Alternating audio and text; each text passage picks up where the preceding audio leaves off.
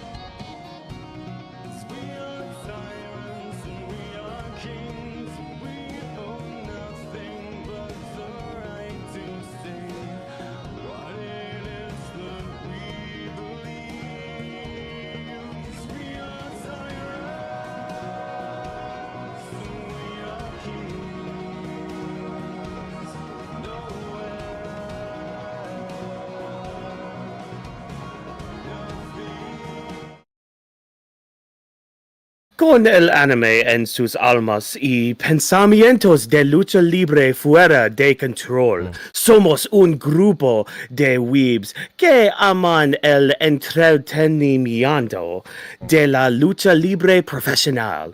Permiento ser las voces dentro de tu cabeza mientras avancemos en el evento de lucha libre de la noche. Dar nuestros pensamientos y predicciones sobre lo que está por venir y brindar una experiencia inclusiva para todos los nerds. Agarra tu silla de acero, grita por la mesa y vive una experiencia como ninguna otra. Presentado por Anime Studio, este es el podcast de Weebs of the Ring. Welcome, everybody, to a special edition of SmackDown. We were in Barcelona, Spain. Hopefully, everybody had a good Friday. We're here early tonight because, hey, since it was on in the afternoon for us here in America, we could actually get on here a little bit earlier and talk to you guys about SmackDown as it's airing here on America and all that. So hopefully you guys enjoyed my very horrible Spanish right there. Trying to be inclusive to all of our nerds around the world and all that. So as always, I am your world champion Watkins, giving you the lowdown on the SmackDown. All gas, no breaks. We're going to throw down here tonight on a Friday night. Been a week, been a hot night, but we are never alone in this endeavor, for you see two lovely gentlemen are right above me. Of course, as always, to my right, he is the visionary, he is the revolutionary, he is the legend himself, Legendy Vash. Vash, how you doing tonight? And how much are you going to make fun of me for what I just did? Mire, de gente, estamos aquí hablando en español esa noche, pero estamos aquí en Barcelona, España, y ustedes estamos bonitos de esa noche. Y mire, ese Watkins hizo uno bonito intro de nosotros, de ese Weebs of the Ring. Y yo soy el Legendary Vash. Y mucha gente, Barcelona está muy chévere de ustedes, y gracias por escuchar a todos nosotros para esta noche. Yo sí hablo español, pero me apena. Ojalá que yo sí pueda hablar muy bien en el futuro. Y después de eso, nada más. Bueno. In other words, what I said is, to keep it simple, the Walkers did a great intro. We had a good time. We are hyped for the show. I was very impressive by him. He did a good job, fantastic. Or, like I have it, he was phenomenal. And I am Legendary Vash. Or like you're the legendary Vash. Yeah, I'm the legendary Vash.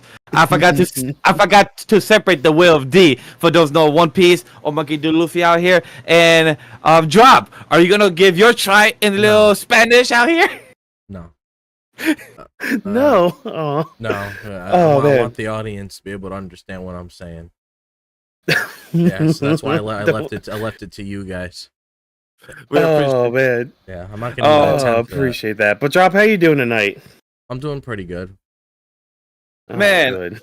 Look, I don't know about you guys, Chad. Look, we watch the VPN, out there at 3 p.m. EST. It was out there in Barcelona. I was watching it through the Netflix, and I enjoyed the hell out of it. And just coming on to be early, it just felt all that excitement. It just feels like the Barcelona crowd, the international Euro crowd has been fucking phenomenal. The last year one by France behind AJ. The camera was fucking moving as Sternberg. That lives, as the kids say, rent free in my head. So it's fucking just to see Barcelona and the crowd still make a SmackDown show of 3 hours, entertaining as hell, and just to be, like for me, it was entertaining. Like, was some of the show could have been bad or good? Yes, but overall, I was entertained as a viewer. I watch soccer. I watch. One of my favorite teams is Manchester United, loud and proud. I support the other teams out there publicly. If you join the Discord, we could have different discussions out there what it is. Go check out all the links down below of all our plugs to whatever is part of the company is. But the show was phenomenal for me as entertainer, as a critic, as a fan. There is more things that we will break down for the show tonight of what things could have been better or what has been very, slow burn. But how did you enjoy the walk-ins, like having a 3 p.m. show, international, and watching it around the world? Because I had a good time. I very much enjoyed it. I was able to put it on at work. I'm like, this is great. And it continued on through my commute, and I'm like, this is great. And then now we're here earlier to talk about it, and I'm just like, this is great. Because I actually have all my energy right now. I'm not dying and all that. I think the crowd did definitely make this show a little better. There were some things we're going to be talking about, and, heel walk-ins might have to make an appearance, but, that's neither here nor there. But, I mean, there were some good things on here. I'm not going to say this was a terrible show, but we'll get into all of that when we get into it. But Drop, how about you? How do you feel about this afternoon slice that we're getting of wrestling for the next 2-3 weeks now? The next 3 SmackDowns and Raw. I feel like that's something that is going to be new with this new type of Netflix. I enjoyed the show too. Obviously there's things on here we'll talk about when it comes to certain things that we've been talking about on the channel for quite some time now when it comes to certain storylines or whatever's going on leading into the WrestleMania season. But definitely when it comes to certain situations where you're trying to have a crowd feel energetic all the way through, it definitely does help enhance the show, because you could still have good segments on the show play out. But there's also one of those things that ends up happening where it's like you could have Cody come out, cut a good promo and everything. And when we come on here, we could still talk about how great the promo is. But if the crowd doesn't get behind it and actually gets engulfed with what he's talking about, especially if he came out saying something about Cena and the both of them were in the ring and there was no reaction to that, you can definitely feel that. So it's nice that, they're doing this tour so we could go around the world and see how the audiences are, because they don't always get opportunities to really have shows like this. They're normally in North America for the most part when it comes to their regular scheduled programming. Otherwise, if it's like a PLE, then you'll get something like this. So it's definitely a interesting change. And I also feel like it might be a good idea they decided to go down this direction, because we are in the WrestleMania season and you want to have a hot crowd all the way through when you're building into that big program, because this is pretty much WWE Super Bowl, just like how All In is AEW's Super Bowl. So you sort of need that energetic crowd when you're watching this programming, so you could feel like you're you feel like you're absorbed into that world itself, even though you're not physically there. Yeah, and I mean, truly, in the past few years, they've really been kind of bumping up that whole world aspect of World Wrestling Entertainment, which I've really appreciated. Just not only just with the PLEs, but especially this year as we're kind of taking a detour during the road to WrestleMania, because normally they do these international tours after WrestleMania. And usually, too, like we had gotten some news today, too, that Backlash is going to be in St. Louis, Missouri. Now, Backlash has been, overseas, well, quote-unquote overseas. Say what you will about, Puerto Rico, but that's neither here nor there with that. They've at least been kind of international, though. And the last rumor was we were going to Mexico City. Yeah, so, like... It's interesting that they're kind of flip-flopping it right now, where it's like, okay, we're leading into WrestleMania now with the European tour rather than leaving WrestleMania on the European tour. So nice little change of pace, and I think it's going to definitely benefit the road, because with some of these builds we're having, we're going to have some talks tonight about some of these. To add to that as well, one thing as fans, as well, that we've been for the past 10 plus years, but also now being as content creators for the past year, one thing that is beneficial with this type of content from Netflix being international or VPN is being spoiled by the pre-tape aspect. Because now, before the content used to be easily spoiled because of pre-tape shows would get leaked, and then all the leaks would happen, and then we'll get spoiled, or we couldn't produce the content because we will see it lackluster now. But now that we get to see this being more accessible at 3 p.m. EST or 4 p.m. EST or 5 or whatever maybe be in the future, that feels more like a honorable way for us as viewers to still be entertained by it. So, like, as a viewer and content creator, I'm very happy for that, with the company of this deal of Netflix, and it'd be to have this opportunity, because now, like, they probably seen the complaints over the past couple of years saying like, oh my god, it's pre-tape shit, oh my god, it's pre-tape shit. Probably takes a lot out of the fans, and seeing how a lot of that small portion talks about it. Not that fans probably will still probably be confused, since probably this is the first Europe tour to have this type of idea pick at Netflix. I wonder now, after a while, how will fans appreciate about this? Like, are they going to continue more down? Like, because as a fan, I love this. Yeah, I mean, fans will probably be more on board with this. Just kind of depends on how everything goes in the future. But I think we've kind of preambled enough, kind of warmed up a little bit for the show. Let's get right into SmackDown. So we're going to start with a headline story here, where our main event was all for the Tag Team Championships. We had DIY taking on Street Profits. Street Profits finally getting their shot again after being taken out that one time and having to be on break or bed rest, or having to heal up some sort of injury that was going around. So they ended up having their match with DIY tonight. Now, we didn't have too many segments leading into this, mainly just like a segment with DIY in the back with, I believe it was Kathy Kelly, just getting a quick interview about their defense tonight and their possible defense against Pretty Deadly. And they get wished good luck by Motor City Machine Guns, and the same with the Street Profits getting a good luck from Los Garza, and Pretty Deadly are just watching the match in the back. But can I just say, this was an excellent tag team match. Like, I was so hyped for the Street Profits to be back in top form too, and I was gunning for them to win this match. I really wanted them to, because, like, as commentary kept saying throughout the match, it's been 4+ years since they've even held gold. Like, most of that time was because the Usos had the tag titles and all that, but I have been craving the Street Profits to finally get their due diligence and their justice too, to get the tag titles here. So I'm excited that they got it. I thought it was an awesome match, and that's most of my notes. I'm gonna bring it to you guys. Drop, what do you think of this match overall, and just, like, I guess where we could be going from here besides this obvious defense against Pretty Deadly here in the future? Well, I really did enjoy this match, and I'm glad it was the main event. And I felt like having this as the main event was probably going to end up doing something like pretty big to end off the show, because normally you would probably get something with like Solo and the Bloodline, or something with Randy, or even with Cody. But the fact that this was the main event, I felt like, okay, we're going to get something interesting happening here. And I definitely agree. The Street Profits definitely deserve to have this moment, becoming tag team champions again, especially since they haven't been champions for, a couple of years now.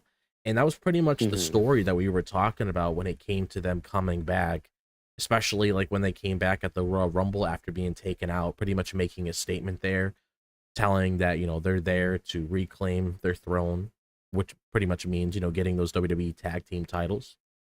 And I felt like at first when I was thinking about how they were going to get it, I thought it was going to be like some sort of WrestleMania moment, but I am glad that they gave them this moment here, because realistically, if you think about it like this, it really doesn't make any sense seeing them fall short all the time and then they fall short here again. It doesn't really make sense to go down that direction again.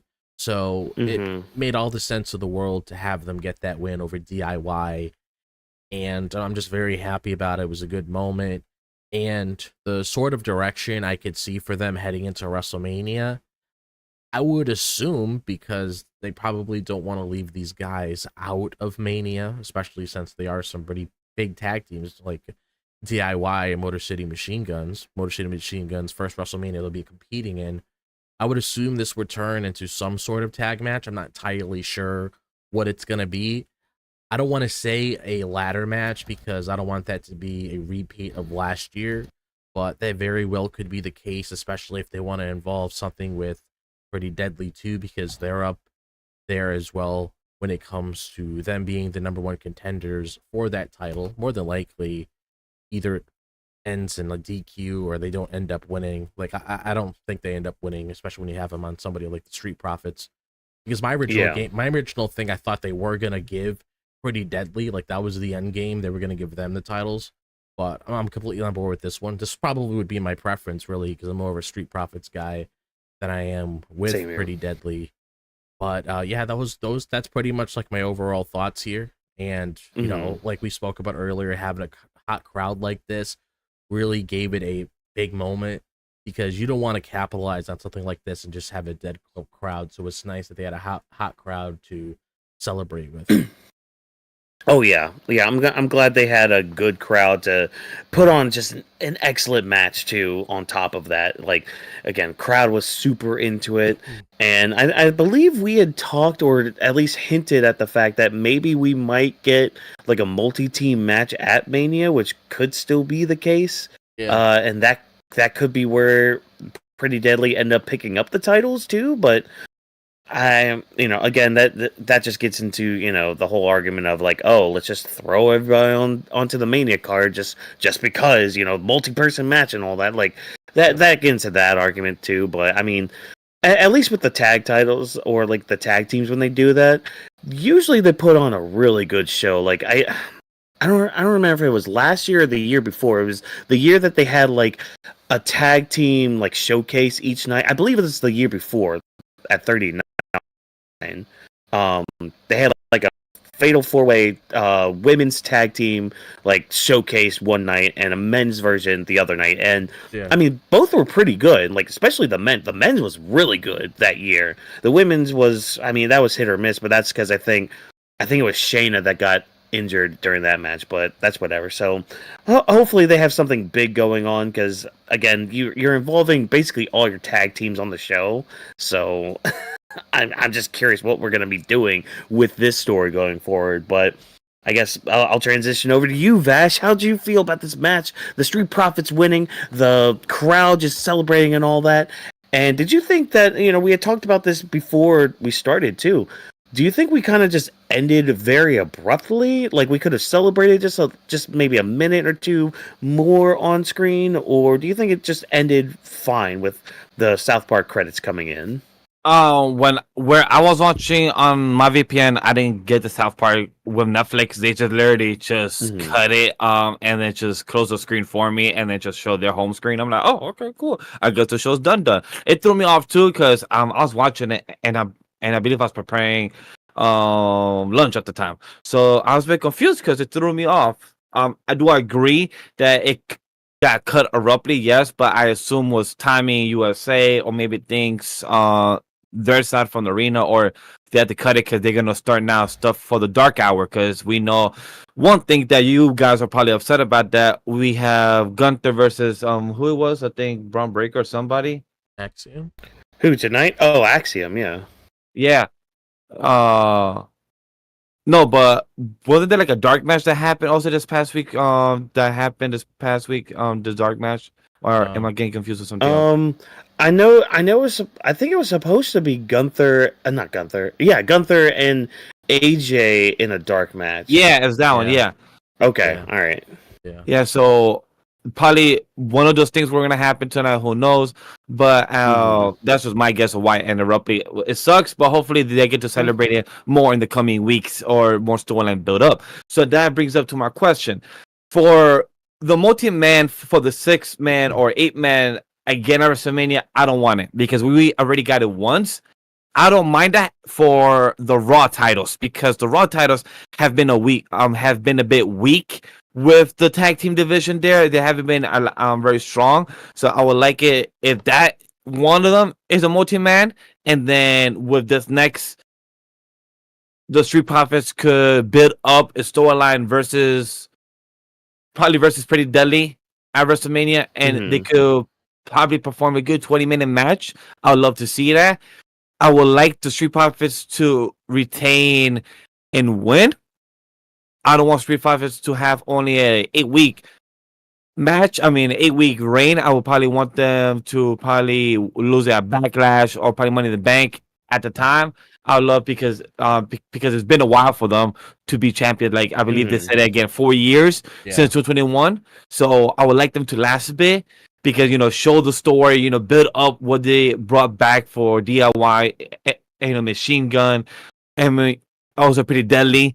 Also, probably bring in other people. We also have a few teases for a few people tonight. So, other opportunities for other tag team to build up more than just the same 4 or 5 people. Like, I would like other rotation to be added in, not just have them, go short, again, number one contender, and just happen again. I want them to build up. And for the Street Profits to fucking win, fuck yeah. I was excited. I screamed while I was cooking lunch. I was holding a knife. I'm like, yeah, let's go. I'm like, I should not be doing this with my knife. I put it down first, and then I'm like, yeah, let's go. I was fucking hype as hell. While I was watching them, I believe they had a one time that was about to win. Like a minute before they won, they was pinning, I believe, Johnny, and it was about 1-2. They're like, I thought it was gonna go like, 2.99. I was like, shit, it happened. Yeah. I was like, whoo, fuck. After they had it, I'm like, damn, okay. So in my head, right after they got out of that, I'm like, okay, so probably DIY was gonna win. But then I saw a minute later, I saw Ciampa being outside, like, oh shit, are they about to win this? And then I see Dawkins just looking around, I'm like, all right, cool, we got it. And then I'm like, oh shit, that's a 3. We got a fucking 3. Oh shit. I was hype as hell. I was proud. Like Job said, I'm a Street Profits fan. I've been waiting for them. I've been watching them for the past 2 years since the cups used to fall from the top. So, just seeing them win and seeing the badass story finally come up, and also B-Fab, doing something tonight with Charlotte. I'm happy that they've been doing their thing and coming out. I know we got that. We got that a few. Don't worry. We will talk about that. But this was fucking great. Just seeing Street Profits win, man. Oh yeah, it was. Oh man, it was just really good, and I was kind of feeling you there too. Like I was driving home with it on, which by the way, kids, make sure you drive safe. But anyways, that's neither here nor there. Again, I have safety features in my car. Yeah, exactly. I'm still watching the road. It's just thank you, lane keep assist. Thank you, adaptive cruise control. That's neither here nor there. But anyways, that's going to be the phrase tonight. Neither here nor there. Anyways, so I'm just happy for them, really. But yeah, I was kind of the same way where it's like, okay, because there were a couple spots I was like, all right, DIY is going to win here. Oh, wait, no. Street Profits got this right here. Oh, wait, okay, here's the finish where DIY ends up pulling out the victory. Oh, no, they actually kicked out. What? Nani? Like, it was really good. It made me happy to watch tag team wrestling again.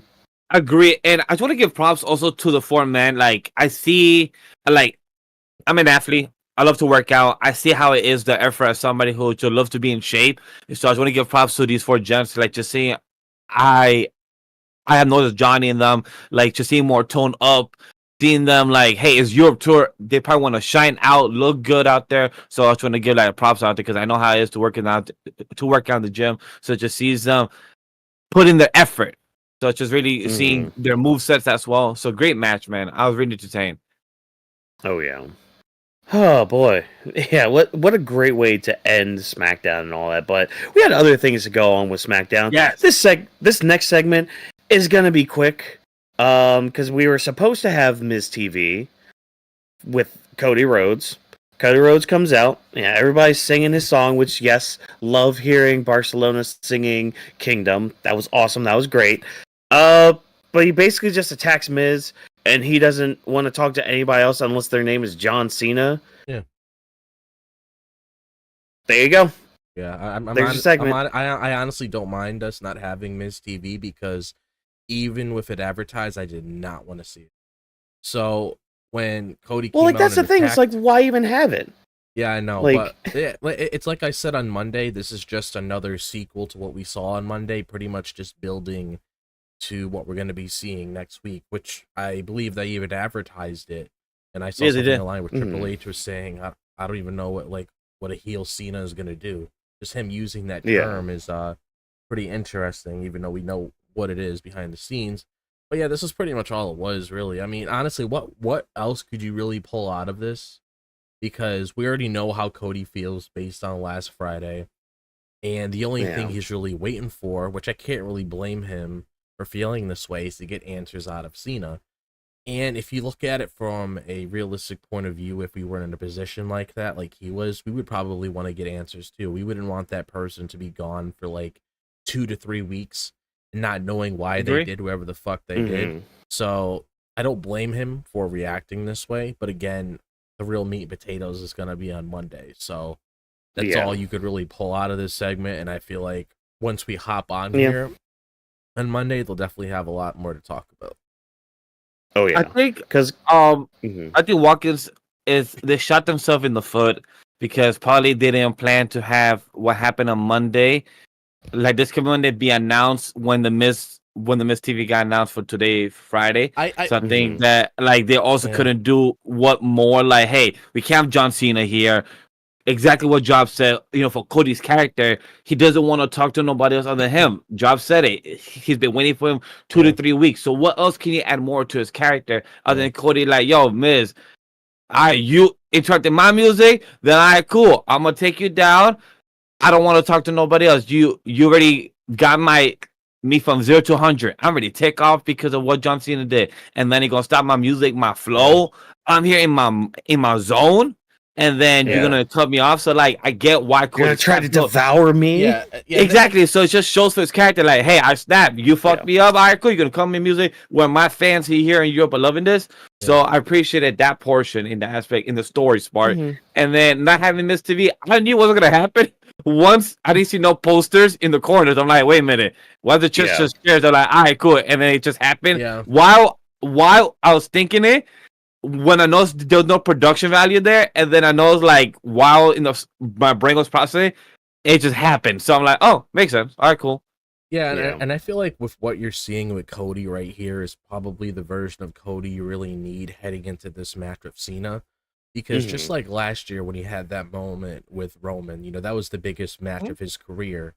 And this is like another big match. I can't say it's on the same level as that because, that title he wanted is a pretty big moment. But if you want to talk about being in the ring with one of the guys that carried the company for over 20 plus years, I mean, that's a pretty big moment with him, knowing how he's the guy now carrying the company. So you would want to have him serious. You don't want to have him looking like a fool, looking like a chump throughout the entire build. So I do like this new attitude, how he's very upfront a lot more. He shows more aggression, which is something a lot of people want to see.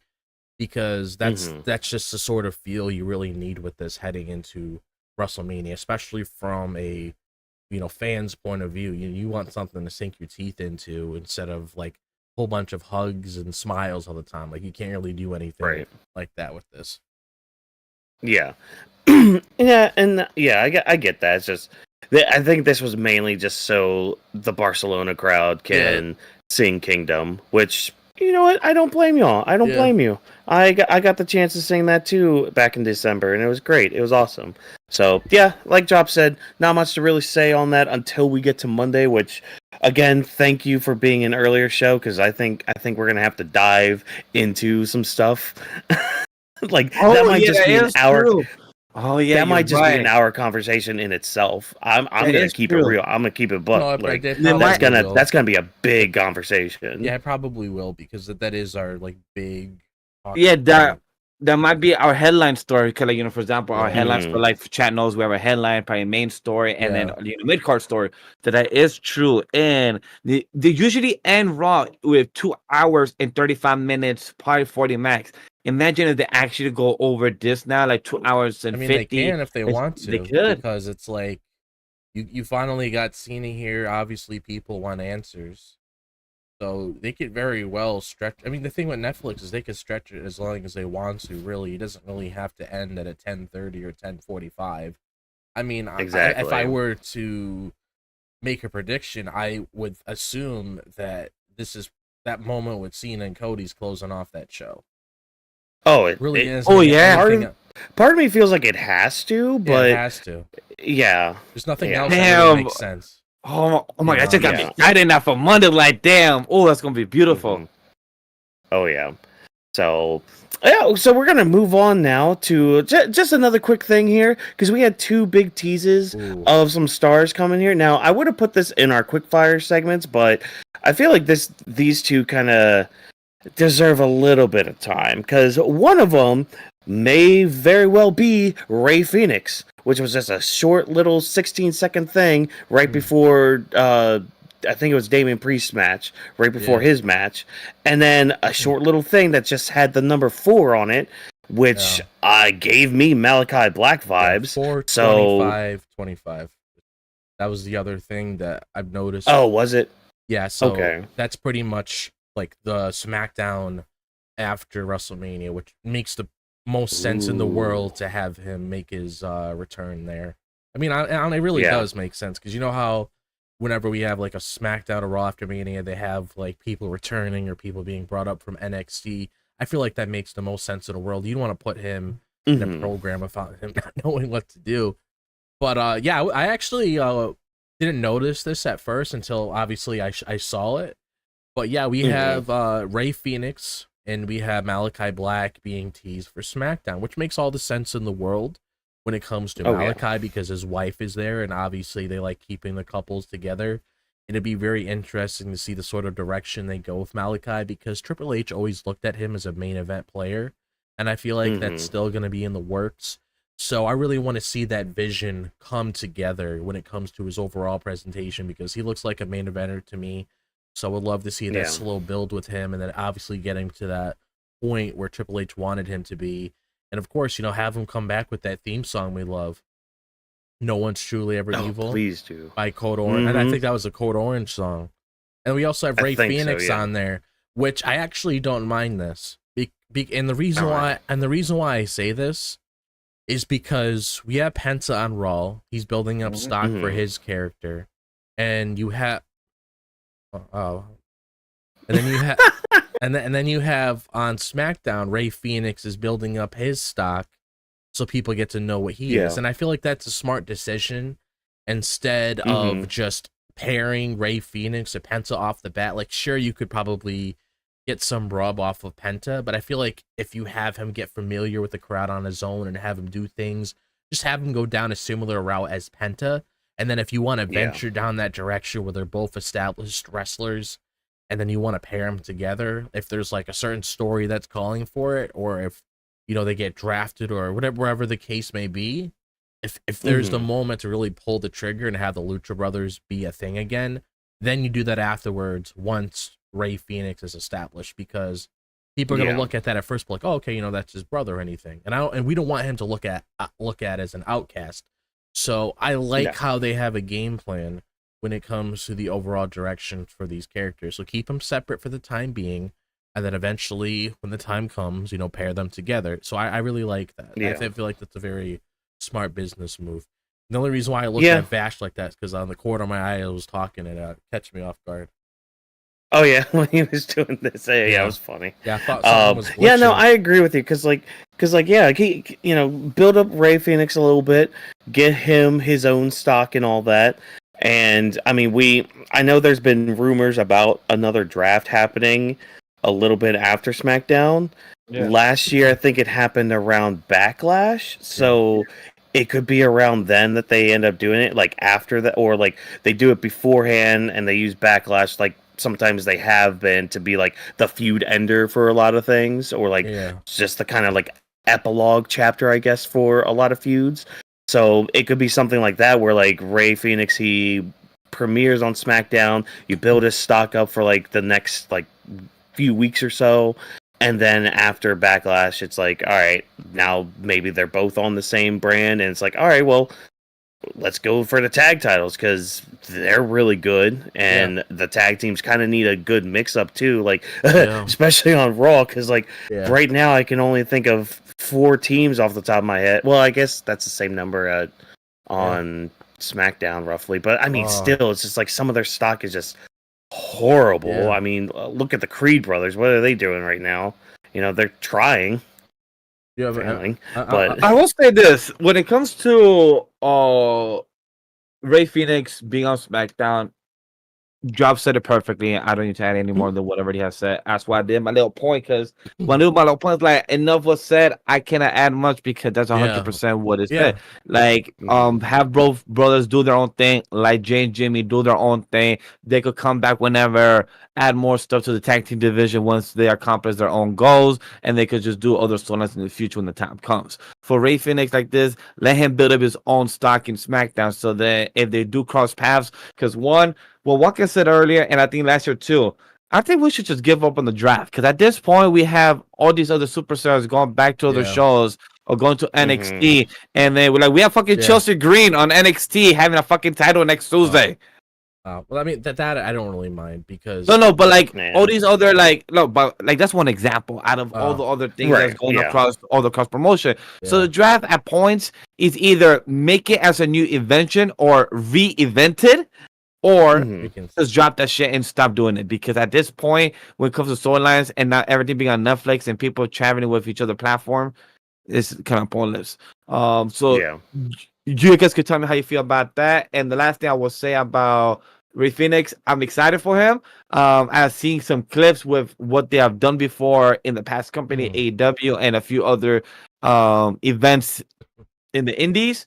But other than that, I can't really see what he does in a much bigger league and what he could do with other superstars, because I know we're getting much more like Lucha Libre wrestlers in. So I'm curious to see what they could do, and hopefully they build them up good in the mid-carder. And for Malakai Black, I will ask, I will hold my thoughts more until you guys ask more thoughts on what was said. So pretty much going off of what you said, really, I mean, I agree they should go away with it, because they haven't really stuck to it for years now. Yeah. But it's just something that I've grown accustomed to, where they're going to keep on doing it, so I can fight it all I want, but they're still going to do it. The only thing I really wish they would do is try and make it feel like an actual draft, like not have the same people that's already on the show be drafted there. Otherwise, if they're staying there, I mean, don't mention them in the draft at all. The whole point of a draft is just shifting one person to another show. Like, for example, if you wanted to have, like, I'm trying to think of somebody I could use, for example. Let's say I would use Jay, for example. So let's say you have Jay win the world title at WrestleMania, which we know is more than likely going to happen. It would make the most sense if you'd be like, okay, we're going to have Jay shift over to SmackDown, and then we could have Cody come over to Raw. Because, I mean, to me, honestly, it just feels like that title should be on that show. And Jay has shown to us that he's more than capable of carrying that show. So that would feel like a nice change. So we have something else that's outside of the box to look forward to. But if it's like something we normally see on television, like, okay, Bayley is staying on Raw, she's being drafted to Raw, and then you're like, okay, why is Bayley a part of this? Like, I've seen many drafts play out before, and you don't just draft the same person at the same spot. That's my biggest issue with it, because how it transpired last year, it's like all these people are staying on the same show. You get a couple new names here and there. You get somebody from NXT. I never liked that because it just seems like pointless. Just use it for like spaces to bring over new people, especially if you want to throw like Carmelo Hayes onto a Raw or LA Knight onto a Raw, or whatever the case may be. Like, make it feel different, because these felt like the same shows for quite some time, especially in LA Knight's case. I've been very vocal about that guy being on SmackDown. He's been there ever since the beginning. I feel like he could probably have some fun on Raw, give him new atmosphere to play with. Like, just throw everybody together in a box and just move it all around, so we don't have to see the same people button heads all the time. Like, that's my biggest issues with it. And just because Seth Rollins has been on Raw all these years doesn't mean Seth Rollins has to be on Raw all the time. If he wants to go to SmackDown, have him go to SmackDown, because you know what that does? That boosts people's that actually gets people excited to see, what is Seth Rollins going to do at SmackDown? This guy's never here. You know, just make it feel different. That's all I want. Make it feel different. Well, what I will add to your idea, because it's great. Also, instead of fucking doing it in 2 days, 2 nights of 2 shows, doing one night where, like Drop said, of not saying, hey, Carmelo Hayes is gonna go in SmackDown. I'm like, all right, cool. Don't mention him then. So instead of taking fucking 8 rounds or 10 rounds in 2 shows, just make it 5 rounds. Say who is 1, 2, 3, 4 rounds, 5 people per person, and then from there, you just say the people who actually transfer, and if people that didn't get named, stay where they are. And have a game and have a game plan for people you take from NXT too. Yeah, Kiana James, but whatever. And don't just release them after a month not being used. The other thing too. A lot of them are gone. Yeah, and that's the other thing too. Like, you guys are saying, keep it to one night. Yeah, that's perfect. You want to know why? There's a show on Friday nights that's 3 hours long that you could use that time for. Yep. Just gonna throw that out there and all that, but perfect. Yeah, so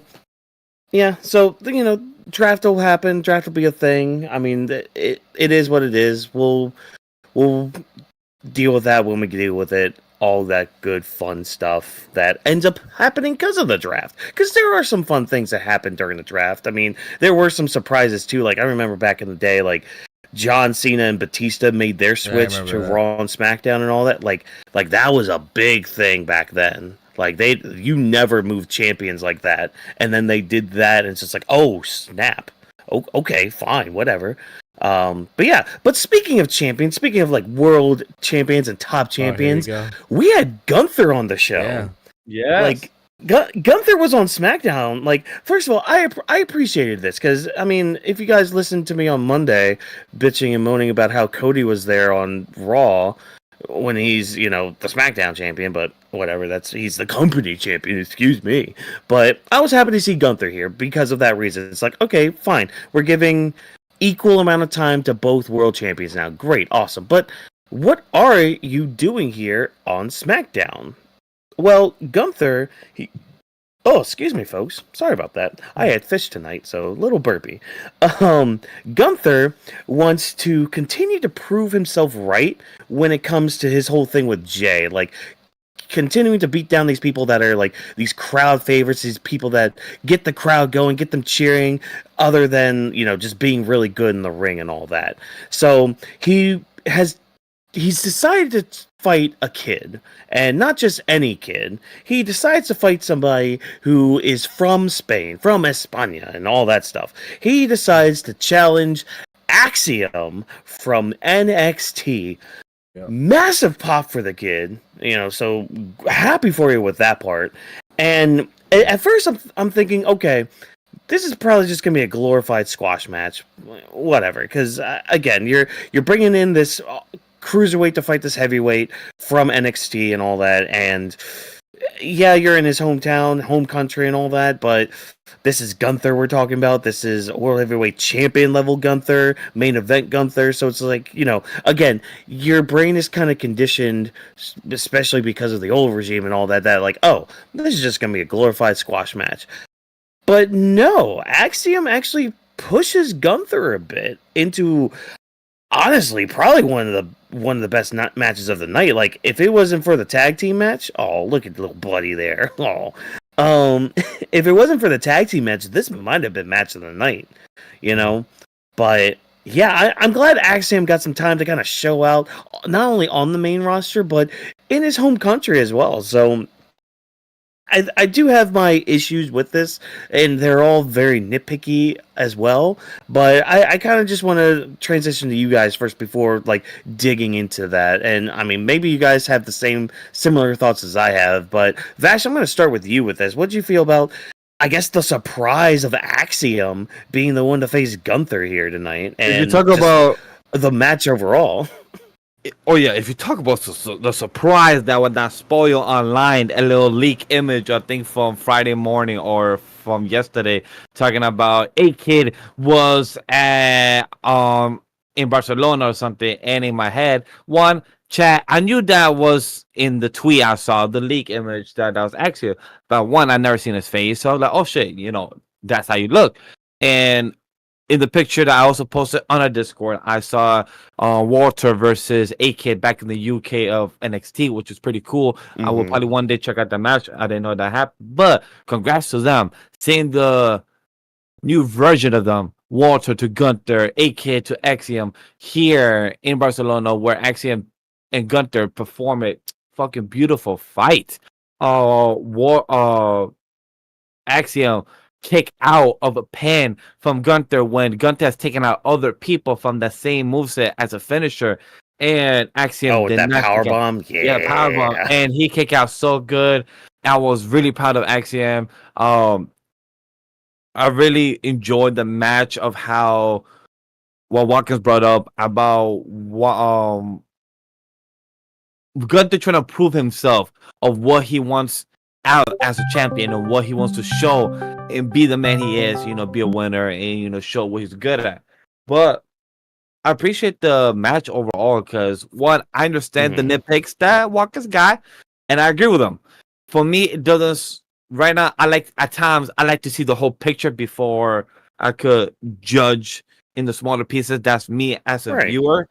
And with where Gunther is, he's more of the person in the ring, not really a promoter, and I'm hoping that changes because I feel like he's more comfortable in the Europe crowds as sometimes at the USA crowds because he fucking kills in the USA in the Europe crowds when he does promos and when he has been in those other countries that we have seen him.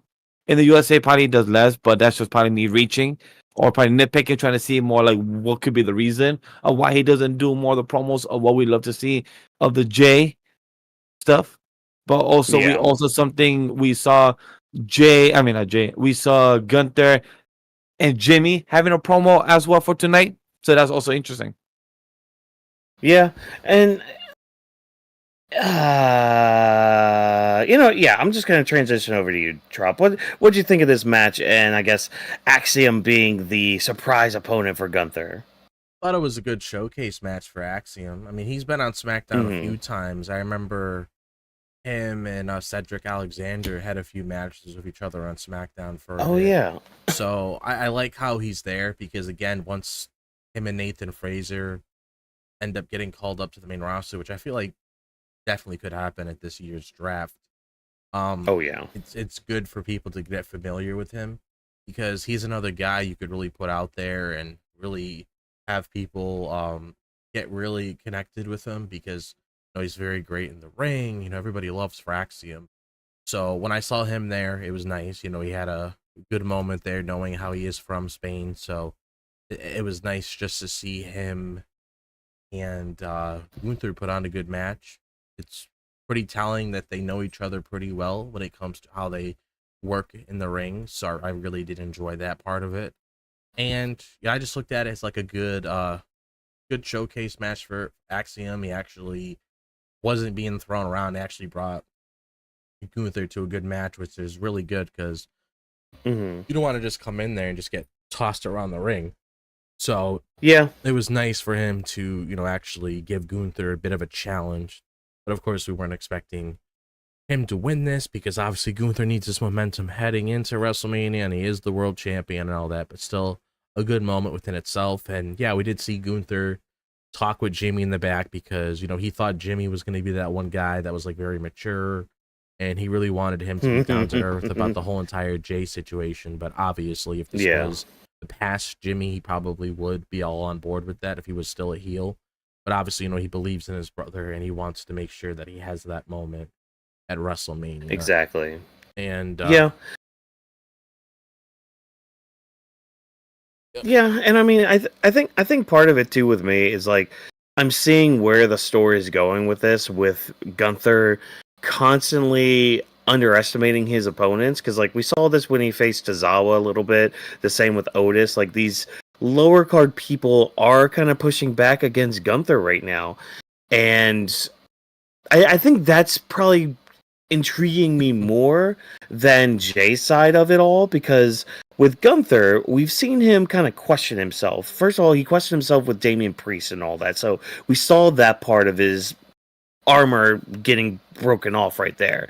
And then now we're seeing another part of his armor now, where it's like he's continuing to underestimate these people. He's underestimating these ants, if you will. Like, I mean, think of him just as that villain that thinks of anything below him as ants.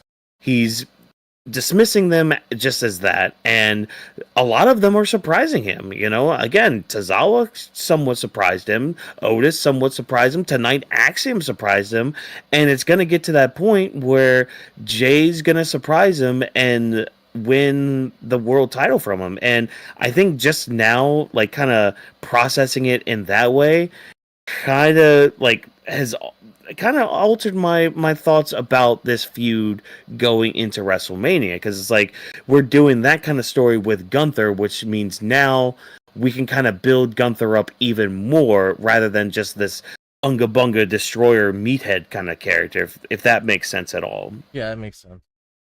Yeah, so it's made me more intrigued with Gunther's character, and I think the loss to Jay at WrestleMania is going to do much more wonders for Gunther in the long run. So I've kind of eased up on it a little bit, folks. I see the vision. I see the vision. It's right there, and I'm happy with it. I'll be happy with. I mean, again, I'm a Jay fan. I love Jay. It's just I think now I've kind of started to rationalize a little bit, hey, gaslight myself in a way, you know, to be like, yeah, this is fine, this is good. But in all seriousness, I think the stuff with Gunther, like the story wise, the character stuff and all that, it is gonna be really good stuff for him in the long run. And again, like the Jimmy thing too, that was good on Jimmy's part too, because it's like, yeah, back in the day, he would have been like, yeah, you're right, no yeet. But we actually got a no yeet from Jimmy this week. We got a full on yeet from Jimmy. Like, he's fully behind Jay winning. And I mean, what we saw earlier tonight, if there's something to do with the US title for him, we might see both twins with the titles. And we might finally get to erase the Eddie Guerrero Chris Benoit moment from WrestleMania from 20 plus years ago, which sucks on Eddie's part, but I mean, you can't really help the other half that did what they did. But also, we could erase the WrestleMania that happened of Jay versus Jimmy last year, of their 5-minute, 8-minute match. Then we could actually see the better moment. Erase that. We will never erase that. We will never erase. But it will be a good moment, though. Like that, it will be a good moment, like kind of full circle in a way with those two. But yeah, I mean, I'm sure we'll have more maybe to say on Monday if there's not a lot more to say about Cody and John on Monday. So, well, we'll see when we come to all that. Now. The best part of the show, guys! Woo! I am going to come up there and super kick your chair. I don't know. That's the first thing I can think of. So we had Charlotte versus B-Fab. This was set up last week because B-Fab decided to, hey, step up to Charlotte, shoot her shot. She's going to try to beat up Charlotte, make a name for herself. Cool, neat, awesome. Didn't get a chance to really hear B-Fab's gorilla, like walk into gorilla promo, but I'm glad she at least got one to kind of, hype her up a little bit. And this match was not good. This was not a good match. And I'm trying not to take so much of it from B-Fab's side because she is still a bit green. So I don't want to take too much away from her because she can only get better from where she's at right now. And to be in the ring with Charlotte one-on-one is something even big on its own, you know. But I hate to be that person to, like, you know, wave the finger, be like, "Oh, it's your fault. It's you did this." I kind of gotta place the blame on Charlotte with this one. Yep. Like, this was bad. Like, this was slow. I think she's What was that? Sorry. You think she's Stephanie Becker all of a sudden?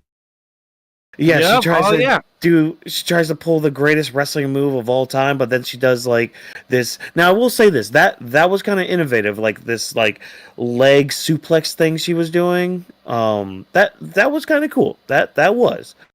But like, again, the way she was moving around the ring, very slow. There were moments where like she sold, like there was this one kick that B-Fab did, and I could tell from the cut that they tried to do that Charlotte kind of fell early, so she didn't like make it look like the foot connected to her, right? And it kind of did.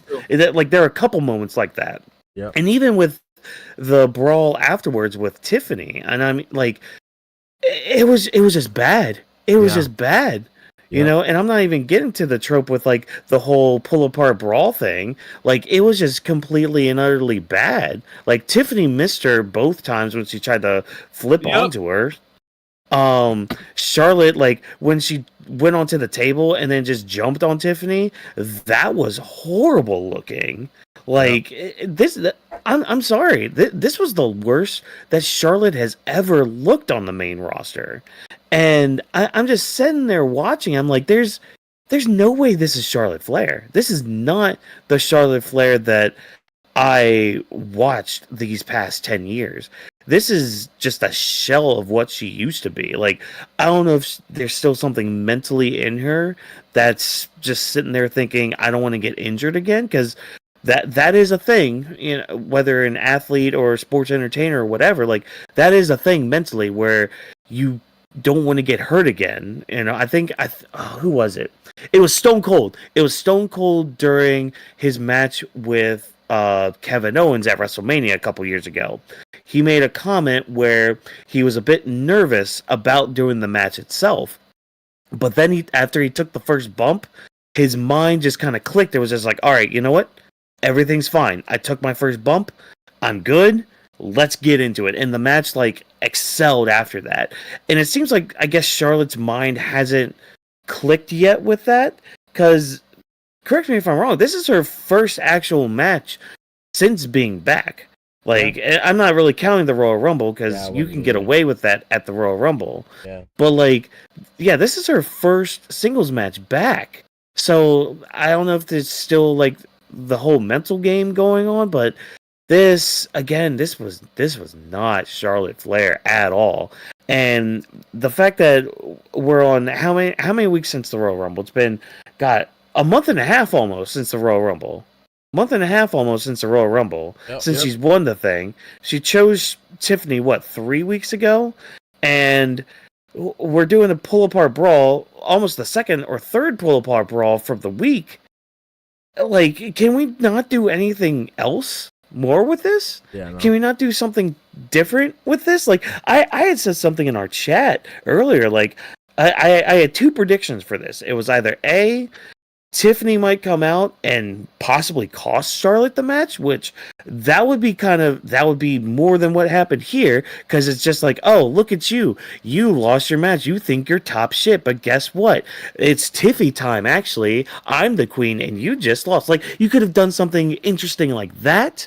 You could have done something where Charlotte, like, and this would have been bad on B-Fab's part too as a star, but like, you could have done a thing where Charlotte just like decimates B-Fab to the point it's just like, I'm making an example out of you, to kind of continue to build her stock and remind us like, okay, she's actually a pedestal. She's actually like a pillar that Tiffany's gonna need to like topple at WrestleMania. Like, she is a force that it's like have us question whether or not Tiffany can actually win, not just from a lol Charlotte wins, but from like an actual like believing in the character. How can Tiffany Stratton defeat Charlotte Flair? But instead, you just have a normal match, which again, good on B-Fab's part, because again, she's getting some reps in, she's getting some TV time in. That's good on her part. But we're getting just a match here, and then just our typical pull apart brawl. People are happy that they're doing something. That's cool. They're doing something awesome. Great. Guess what? I woke up this morning and went to work. I did something today. Like, it doesn't mean it was like good shit, because whatever. But oh my gosh, I've reached those levels. Drop. I've reached those levels where it's just like I need more. Like I finally see. I have seen the light. I see it now. It's just like I tried to give this the benefit of the doubt. I tried to give this another week. They need to do something to make me feel invested in this more now. Oh, yeah. I'm done. I'm done right now. Yeah, that's my biggest issue with this build, because this is like Tiffany's biggest match of her career.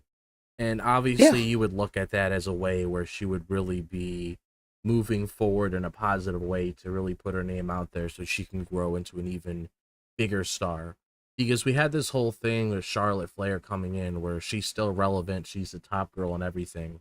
And what you could have easily done is build off of that, have these two ladies in the ring cutting promos against one another, like an actual promo with some substance, talk about why Tiffany's in the position she's in, talk about what she's accomplished since she's been on the main roster for 1 year.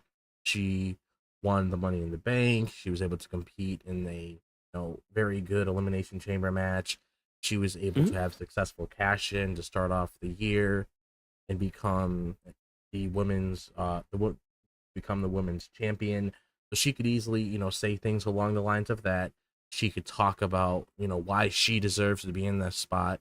And then you could easily pass the mic over to Charlotte. Charlotte can just talk about what she's accomplished over the years, and what Tiffany has done is nothing compared to her or anything. Like, actually get them in there together to actually tell some sort of story, or for both of them to have some sort of heat on each other getting into this match. That's why I had the biggest issue with Charlotte always being on top of Tiffany throughout these past couple weeks. Because you have that whole thing where she chooses her when she's sitting on the chair and Tiffany's just laying on the ground. Then you have that whole sequence play out with the Nia attack at Candice, where Trish Stratus was there and everything, and then she walked over her again. And now you had something happen where Tiffany had a match last week, and then after the match, Charlotte comes out and she ends up attacking Tiffany, and she puts her in the figure 8. And again, it's another moment where Charlotte Flair was on top. And I don't really like it like that, because it just feels very weird. It's like, we get it, Charlotte. You're a 14-time champion. We know why you're here. We've seen what you've done over the years to really get to where you are. We get that, but we're in a position where we need to really start preparing for the future. We need to actually have some light on Tiffany so she could actually stand out outside of what Charlotte's doing. So when I saw this tonight, where Charlotte had that match with B-Fab, and like you said, good on B-Fab for getting reps and for her to be in a position with Charlotte Flair, because whoever gets in the ring with her, that's a pretty big moment for them in itself. But it's like, looking at the match itself, I agree with you, wasn't good at all. A lot of spots looked very sloppy, like I was talking about earlier. Trying to use Stephanie Vaquer's move didn't really look good at all. Just leave it to Stephanie Vaquer for a reason. Leave it to Julia as well, because Julia was able to perform that very well. Just leave it to people that have that move in their arsenal. Just do what you know what to do. You don't have to copy other people. I don't know. She was just doing that because Stephanie Vaquer won the NXT Championship on Tuesday, And I don't know if that rubbed her off the wrong way and she wanted to do that or something. But it's like, actually have something where it's like, okay, because I already knew what was going to happen. You know, Tiffany was going to come out, try to attack her. We're going to have this pull apart brawl. Then Tiffany was going to be on top. And I said that last week because I don't want to say that it's anything different, because now you have Tiffany doing the exact same shit that Charlotte's doing. The biggest issue here is have these two guys go in the ring and actually talk to one another. Don't keep doing the same shit that we're used to seeing all the time, because it gets old very quick. And I've had this problem with Charlotte Flair builds heading into Mania for years, where the builds aren't the best, but the match usually delivers. And even what me and you talked about tonight, we don't even know if that match is going to deliver, because look at how sloppy that pull apart brawl was. Looking at how Charlotte might actually be scared. I think that might actually be one of the things where she might feel a little bit worried about doing what she normally does and risking getting an injury again. Because a lot of people are looking at this match, we're like, oh my god, you know, this is going to be a good match, but it might end up being a situation. Obviously, I don't want it to be like this, but it could end up really being one of those matches where we're really looking forward to, but then you're just let down. Yeah, exactly. You know, and I don't want that, because I do like Charlotte Flair. I like her. I've always liked her career. You know, despite, you know, a few things here and there with it. You know, but I mean, I still did really like Charlotte Flair. But I mean, ever since she's come back this year, it has not been good.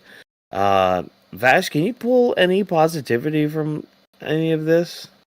The only positivity, because one, I want to give a shout out to Watkins, because Watkins was on a good 7-minute rant of his showing his emotions. I was looking at the clock and I was like, damn, he's expressing that. And look, chat audience, I have to agree with both Drop and Watkins. They gave some exceptionally great points.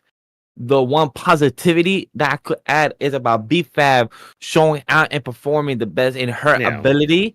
I do agree that I believe I had in my notes earlier that B-Fab, great intro to yourself and speaking the Spain, the dialect. I was very impressed. I don't understand it. Oh, yeah. I could reach out to my cousin to translate for me. I did not do that when I actually sent that text in our Discord. And yes, girls, start your own legacy to take out Charlotte Hogan as well. I wrote in our Discord. And one thing that I did appreciate is that with B-Fab, it was the intro to herself, coming to the ring, short and simple. And like anybody, like fucking anybody could understand what it means to start your own legacy. Your family brought you here somewhere, put you in a new town, new city, wherever it may be, or a new job, and you want to make a legacy of your own. A lot of people, like Charlotte herself, has a legacy because of her father. But Charlotte got the easy way in because of her father. Some of the people, they got to put the work, get to work. But I have to agree with you, Watkins and Drop, that with Charlotte, she was the weak point in this match. If the match did feel slow, but I think just having the Europe crowd behind it, it kind of wasn't too obvious in that sense. But with Charlotte Flair, I was laughing every time when Tiffany did her 3 spots of the Swanton, the Moonsault, and the other jumps. Yeah. You can't fucking missing Charlotte. Yeah. And I'm like, hold up. I'm like, look, chat. Like, I'm all the way here, right? So this is Charlotte.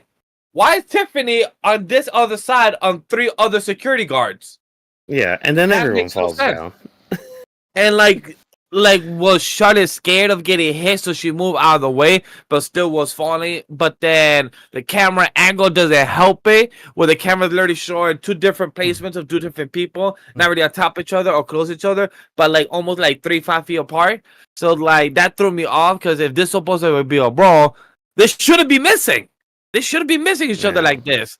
And if this was a brawl, Tiffany, great. You said there's a new queen in town.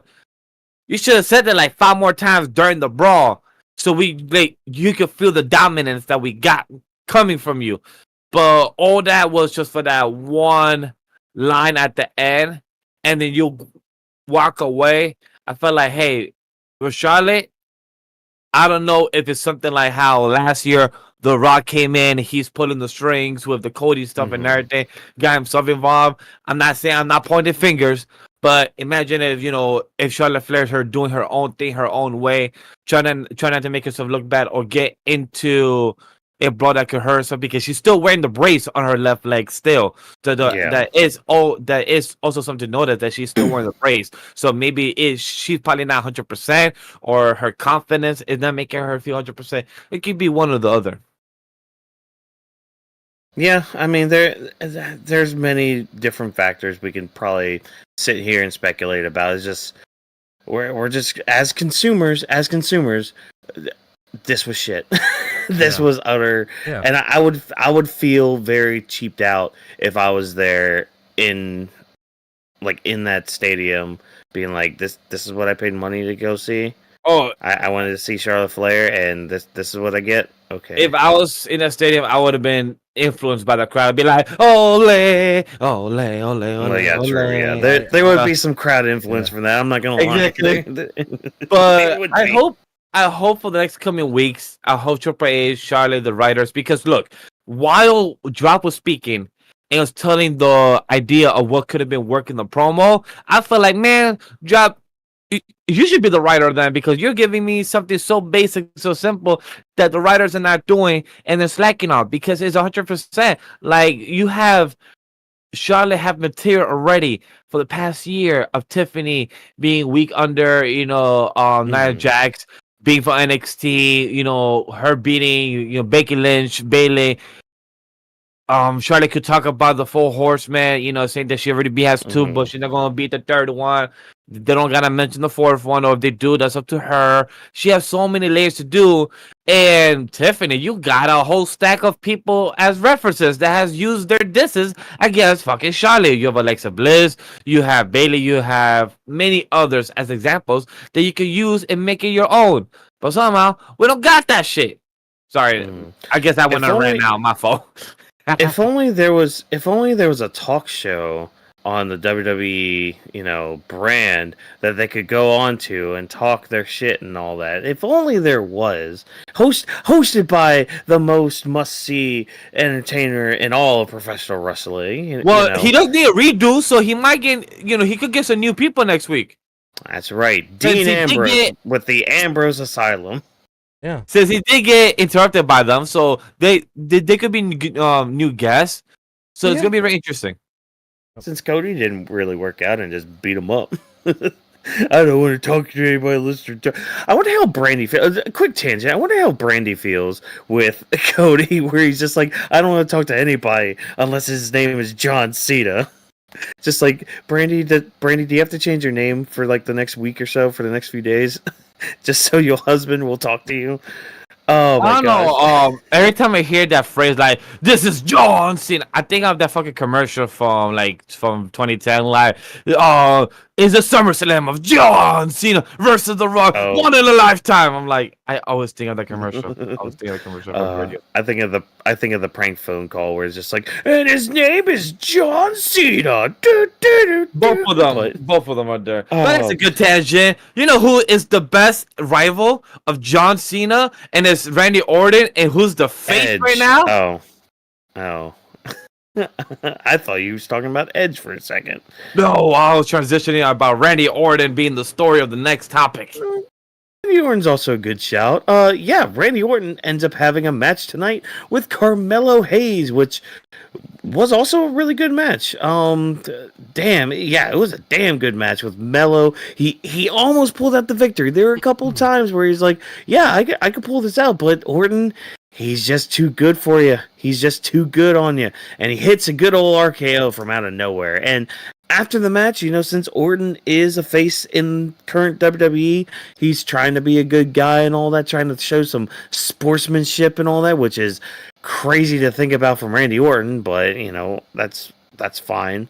All right, cool, neat. But Melo's not having any of it. Shoves his face, eats another RKO, and Orton, he's hearing those voices. They're going crazy. They're going nuts in his mind. But out comes Kevin Owens to save Carmelo Hayes from a punt kick. And they have a short little brawl, but Kevin Owens gets away. scurries away scot-free, all that stuff. Still building up to this eventual WrestleMania match. It hasn't been announced yet, but it's gonna be happening, folks. Yeah. And I'm all here for it and all that. But I thought this match was pretty good.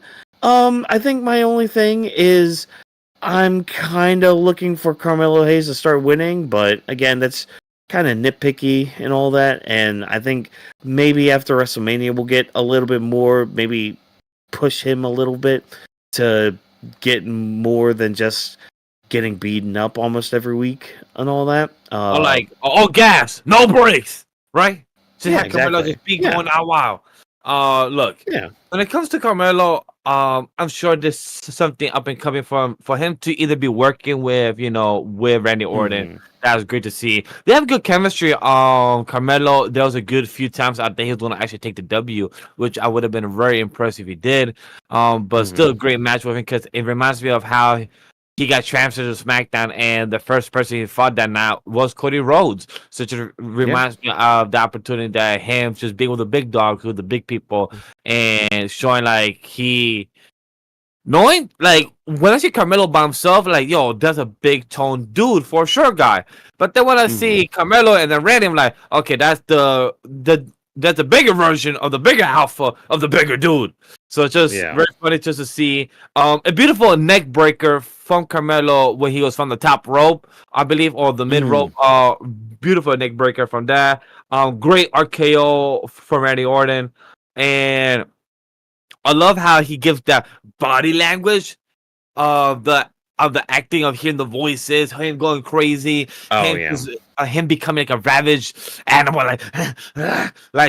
just turning into a fucking werewolf. I feel like just turn he's just ready, and he ready to punt, which I love that tease. I'm sure we're gonna get a beautiful punt, maybe a little 1-2 at WrestleMania with KO, or we might get one sooner just to tease us and lead us up to WrestleMania. But I love how KO came. I figured he was there, but great shot, great scene, great build up. Yeah. I think we're gonna keep teasing the punt kick leading up to Mania. I don't think we're gonna get it before then. But yeah, drop. So what do you think of this match? And I guess moving forward with Kevin Owens and Randy Orton, and any notes you have on Carmelo Hayes and his booking? So I thought this was a good match. I agree. They both have good chemistry with one another. I am hoping down the line, they continue that whole entire thing they were doing at Melo, where he was getting a good win streak. I'm just hoping there's some sort of direction for him. I mean, LA Knight and Carmelo Hayes at WrestleMania is a very easy thing for them to do if they really want to do something with Melo at Mania to keep him in so he has a good moment there. Because again, I don't want this to turn into another multi-match where it's okay, let's do another one, because this just seems to be a common trend with a lot of stuff. Get them all on there. But I do definitely agree that the punt kick is going to be teased more and more as we get to WrestleMania, and then you'll get that execution there.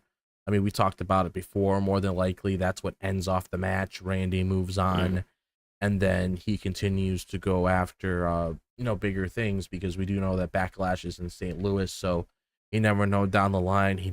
I would assume he probably has a WWE Championship match there. Either it's Cody or John Cena. So that's something that we could definitely venture down. Nut.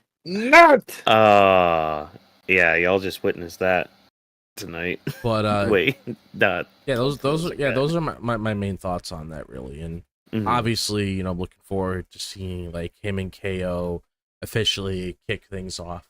Once they both get in the ring and they talk to one another. Yeah, if either of them even have anything to say. I mean, with Kevin, it's gonna be a lot more of the same with Kevin and Orton. I mean, he's already said his thing. They're both kind of in the spot now where it's just okay, not much more needs to be said unless one of them does something more. Yeah, just let them fight. I would say I'm curious to see if we're gonna get a backstage segment or something similar to that when it comes to Randy and John Cena in the coming weeks. That lead up for backstage. Not backstage. Backlash for St. Louis. Could see something where John Cena is on SmackDown in the next few weeks. finding his own locker room or something, and Randy is back there or something, like, because we haven't heard his side of his comments towards Cody and his soul and The Rock and John selling his soul to The Rock. So we haven't heard his side yet. Randy Orton, I believe. So we haven't heard. Yeah, that was. It might have been while you were in sleepy time mode. Yeah. Well, like, I'm waiting for them to lock eyes again.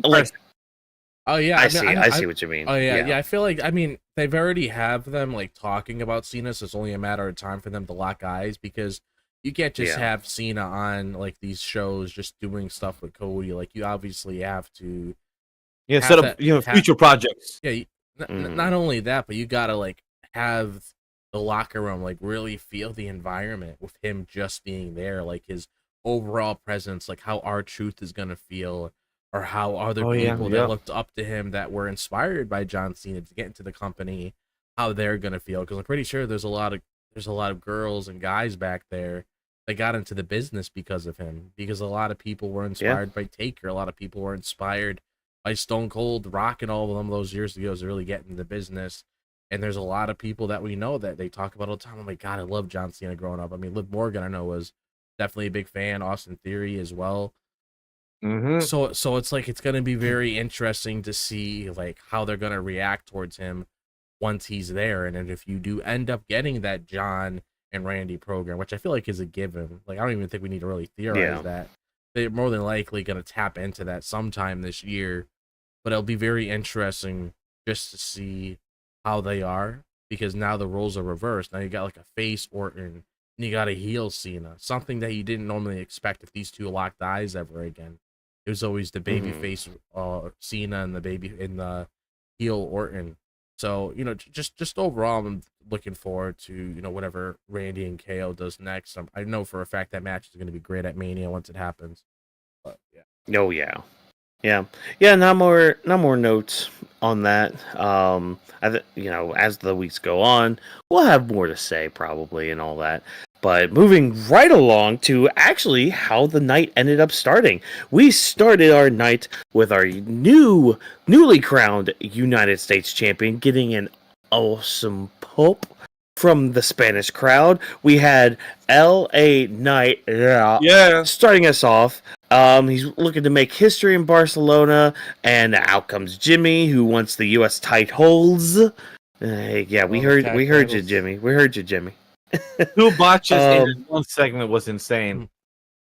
Yeah, because then Solo comes out, almost pulls out an F-bomb. I love, too, with Solo, him and Jimmy kind of, like, locking eyes and kind of, like, laughing, like, kind of having that brotherhood, like, moment, just like, yeah, little brother, yeah, big brother, yeah, like, yeah, we're having fun right now.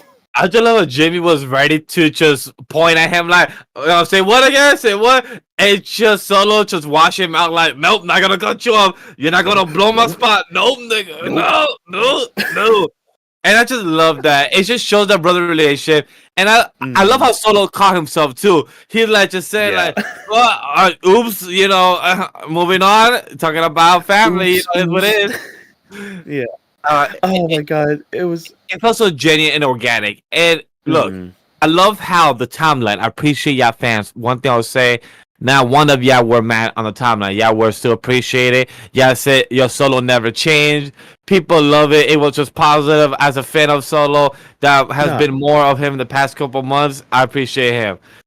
See, that's the thing about Solo right now. Like this Solo that we got tonight. Like, well, I mean, he's still Solo the Drought because, I have my own visions in my head. But, like, this is the Solo that I appreciate. The one that's, like, more himself a little bit. Like, he's still a heel and all that, but, like, he's... I don't know. I guess I don't want to just necessarily say he's jokey, and that's why he's over more and all that, but, like, I think it's a hype heel.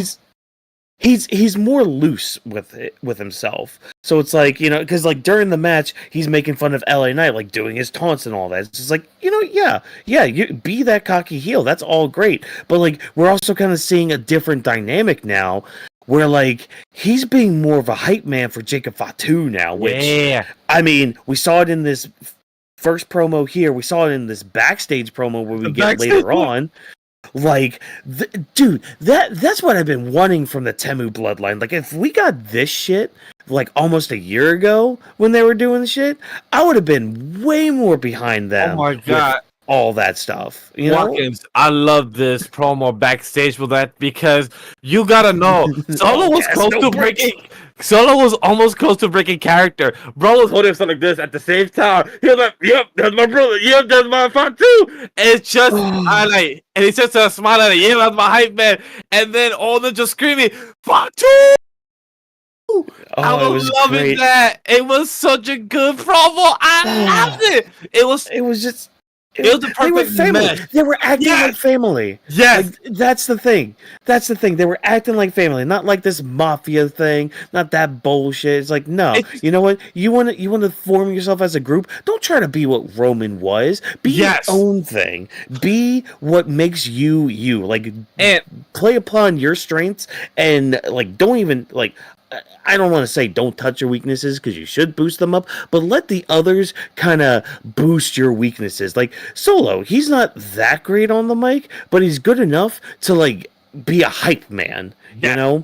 And like as soon as he hyped up Jacob, it's just like, yeah, all gas, no brakes, yeah, you go on with it. Like all that bullshit. I'm just like, yes, that is the Jacob Fatu I want. Like, gimme that US title run with him. Give me that world title run with him. Give me that tag team title with him. Put all the straps on that man. Strap him to the moon. Let him get the moon championship. Let him get the universal championship because that's all around the universe. Let him get the multiversal championship. Put him in the tournament of power. He will destroy, he'll eviscerate, annihilate good old Jiren, that little plank board of a character and all that. Look, like, oh boy, nah, give me more of my Jacob Fatu. Drop right before you go. I gotta say, the thing about this version of the backstage I love because it reminded me of Roman Reigns with Seth and Dean Ambrose as a Shield. That each of them could rotate into a promo because we have gotten Tama Tonga before. Now Solo did win the beginning, and Jacob he has ended it. So just to see him do the promo and have Solo be the hype man, and it just felt like a Shield version, but like a family version of the Shield, and that's what just made it so organic and genuine that I was just loving it. Like, yeah, let's go! Like I was clapping in the kitchen, just clapping for this shit. Like I love this promo. It just feels in a way refreshing to know, like, all right, cool. Because if one leader that failed, switch to new leader. That's it. So we have Solo. All right, cool. I did what I did. It didn't work out. All right, Jacob, it's your turn. If you get stuck, we have Tama Tonga. We're all leaders in our own way. This is the better version of the Judgment Day of what could have worked with having everyone be a leader, but they're all doing their own thing as a squad.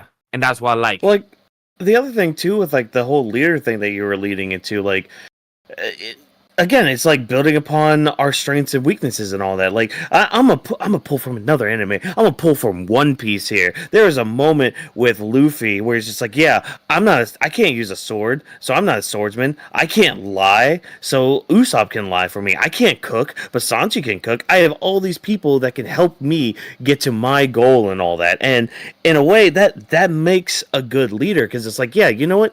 You recognize your faults, your weaknesses, and you use your team that you have to build upon that. Now, this could also be something down the road where, like, Solo does turn on Jacob, and it's just like, thank you for my U.S. title. Like, it could be something where that, too, but, like, right now in the moment, man, it was a lot of fun throughout, and obviously as soon as all three of them came out, it was obvious this was going to turn into a 6-man tag. We just had to wait for the other person to come out, and that other person being Braun Strowman. Okay, yes, good, perfect. So, good old 6-man tag match happening. It was a lot of fun to kind of start the night off with. And the face team wins. Yeah, the face team wins with this thunderous, like this earthquake, like power slam from Braun Strowman.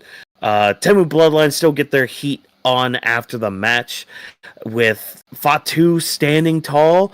And now another thing to note too from it is Jacob Fatu and Tama Tonga started leaving without Solo. Like that's something to kind of note too. So it's like it could be one of those things where like they're slowly kind of pushing him to the back as well. So like all our big geeking out about like family and all that stuff, that could all just be bullshit too, where they're just pushing Solo away and all that. Well, that one, not saying I'm not reading too much into it, but you could be right. Not saying you're not wrong, but me, I don't see it that one little story segment could be mean something. But if it is, great, you caught that one. I didn't catch it to be like maybe it could be something more. Yeah. Again, many different possibilities, but Drop. I think I'm done. Just like going off on a little tangent rant thing. Yeah. Just what do you think of this segment overall? What do you think of the match and all that? Because and also like with Jacob Fatu's beatdown at the end, because he kind of didn't hit Braun there. He kind of hit more of himself on that barricade, but. That nitpicky at best, but go ahead, Drop. Lay some knowledge on us. What did you think of this match and this segment going into? I mean, tonight? You guys pretty much like summed it up. Really, I don't really want to like reiterate anything. Right. But I am looking forward to seeing what Braun and Jacob Fatu are going to be doing next week. That's something where you're right. We want to see like an actual winner come out of that instead of them just destroying each other. It's actually time to really get to that point where we need to see who's going to come out on top between both of these guys. And I thought it was, a fun little opener and everything. Nothing too crazy. You guys pretty much said everything, so I don't really want to reiterate it. For next week, is there a stipulation for next week, or is it just again like a one-on-one match? I just said a regular match. Hopefully there's a stipulation on it, because if it happens again 101, it's gonna happen what has happened before. So hopefully we get something, a bit more different, because it would be nice to check like, hey, last man standing, or street fight wherever they are next week in Europe. So or have that theme or something going on, because I feel like it would feel more inventive when it's just the same thing 101. It feels too repetitive. Yeah. So, well, we won't repeat any more here. We pretty much. I have one thing. That's remember, because I forgot we did have one character that we didn't mention much about him. Jimmy Uso. He did mention the U.S. Tag Titles, which is what it is. My guy, you did botch that one, but. I like his promo overall. Him discussing that he's desperate. He wants a chance. He said, "Hey, I can't wait for my opportunity. I gotta make my opportunity." So I liked how he said and spoke about that. Very true to the core of the Usos, and for anybody that feels like an underdog. So that's one shout. Two shout. I know that we spoke about earlier LA Knight versus Carmelo Hayes at WrestleMania for Carmelo to get the title. But to me, I believe we've been saying this, or I've been saying this for the past couple of weeks, that I would love to see Jimmy go for the U.S. title and he win at WrestleMania, the same as Jay also winning the world title against Gunther. So we have both the twins win. I would really hope that, or if we do something, maybe a triple threat, LA Knight with Jimmy and Carmelo, where at least he's involved, but LA takes the pin. So it's not for like a multi-man, like a 6 or 8 or 5, but at least it's a triple threat, so it's just one more, so not too much crazy. How you guys feel about that? Yeah, more triple threats, the better. I know. That's what I said. Like, hey, it's not a fatal 4-way. It's not 5 fatal, but at least triple threat. At least 5-way. At least it makes you a bit less. Yeah, I'd rather have it be like a concrete story between two guys. I mean, I've always been more in favor of that, unless it makes sense to have 3 or 4 people. Agreed. Yeah. No, I get that. So, yeah, it's kind of hard to discern where the U.S. title picture is going for Mania. Kind of the same with the IC title in a way, because it's like there's many contenders for it, many different avenues that can go for it, and that's kind of the thing. It's just like, okay, this is kind of looking like a big old multi-person Mania going on, which, I mean, cool, people are going to get the payday and all that, but yeah, maybe some things different here and there where it's not like constantly like triple threats or fatal 4-ways or fatal 5-ways and all that stuff. Oh man. But yeah, I think we've harped on this opening segment enough. We have another match here that was made kind of on the spot, mainly just on the show on the spot. We had Damian Priest taking on Shinsuke Nakamura. Now, a couple things that kind of come from this. We had a video segment earlier from Drew McIntyre basically saying how Priest and him have had this big thing in the past year. Priest has kind of screwed Drew, or at least been involved in a lot of the times where Drew has lost the title and all that. So yeah, they're building up this feud in a good way, mind you. Like people can complain as much as they want about Drew and Priest having a match. It's gonna be fine. It's gonna be a good match. Both men deserve a good feud with each other to kind of get into it and all that. But yeah, so Nakamura, this basically gets made because Nakamura wants his rematch for the U.S. title. But good on Nick Aldis for being a good GM. For being like, yeah, I could give it to you, but you almost took out one of my best refs. You're lucky you're not fired. Yeah. But hey, you can have this match with Damian Priest, show what you got, which they had a good match. It was a fine match, but it gets thrown out because out comes Drew McIntyre to just ruin the day. Absolutely demolishes Priest, yells in his ear how he was, basically ruined his life and all that, and he's gonna destroy him, all this stuff. This is how you do a brawl. If we had this, and I had mentioned this in our group chat too, if we had this as part of the Tiffany Charlotte thing, that would have made that feud even better because again, you're still getting a beatdown segment, but it's a little different. It's something that adds character, adds more purpose and motivation behind both people and all that. But I thought overall, instead of having 20 security guards there. Yeah, but I thought overall this was a good segment to kind of again push everything going forward. But Drop, I'm going to start with you with this. How did you feel about this match, the Drew McIntyre video package, and the beatdown after the match? So I thought this was pretty good match between the both of them. I'm also glad that Shinsuke Nakamura isn't in the U.S. title picture as well, because as good as his presentation was, that was